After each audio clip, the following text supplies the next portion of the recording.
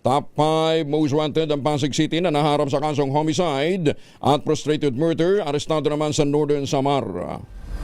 Detalye na balita mula kay Jane Galit Bantayan, Aris 34. Jane, good morning.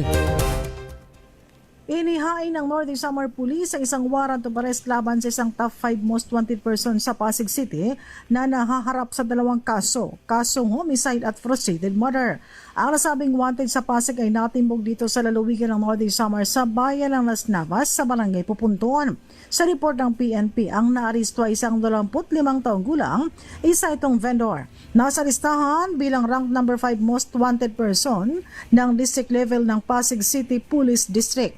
Na-locate ng otoridad ang pinagtataguan at nagasagawa agad ng operasyon ang 2nd Northern Samar Provincial Mobile Force Company kasama ang Las Navas Police at kapulisan mula sa Pasig City Police District.